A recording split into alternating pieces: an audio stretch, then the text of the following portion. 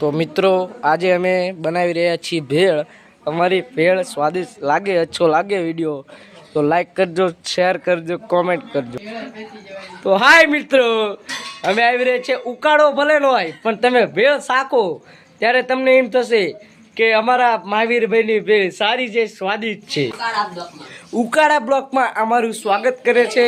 ભેળ બનાવવાનું છે તો મહાવીરભાઈની એક જ શાખા છે કે ભાવે તો સૌને કહેજો, ના ભાવે તો અમને કહેજો। અને બીજી તો મિત્રો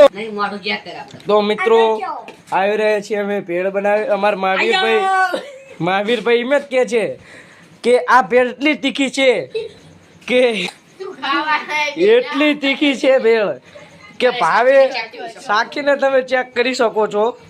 આ છે અમારા મહાવીરભાઈ, આ છે સાહિલભાઈ, આ છે સાનીભાઈ, બધાને ચાખીને કહે છે કે મને બહુ ભાવે છે ભેળ। તમારા મહાવીરભાઈ એમ કે છે કે લગ્નનો ઓર્ડર બોર્ડર હોય તો તમે હું લઈ શકું છું અને તમે કોન્ટેક્ટ કરજો આપેલા નીચે નંબર ઉપર। કેવી છે દુલાભાઈ? તમે ખાઈને તમે એટલું તમને તીખું લાગશે કે તમને પેટમાં નહીં બળે એવી એમની શાખા છે।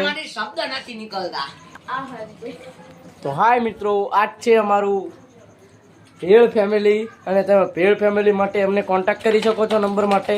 અને અમારે ઉકળો છે, દેખ લો ઉકળો છે। અને મહાવીરભાઈ હિન્દી, બાબા હિન્દી બોલે છે, એમ કહે છે કે નહીં તમે ઉસકો પૂછી લો પહેલા। તો મિત્રો હું છું તમારો બ્લોગ બનાવનાર। આવનાર સમયમાં તમે મને કોન્ટેક્ટ કરી શકો છો। લાઈક કરો, શેર કરો અને કોમેન્ટ કરો।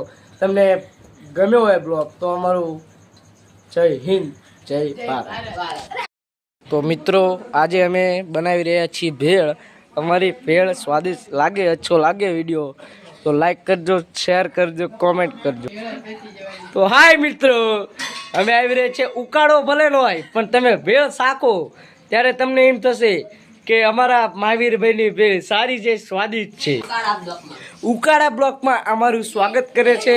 ભેળ બનાવવાનું છે તો મહાવીરભાઈની એક જ શાખા છે કે ભાવે તો સૌને કહેજો, ના ભાવે તો અમને કહેજો।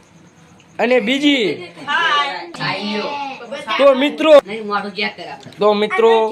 આવી રહ્યા છીએ અમે ભેળ બનાવી। અમારા મહાવીરભાઈ એમ જ કહે છે કે આ ભેળ એટલી તીખી છે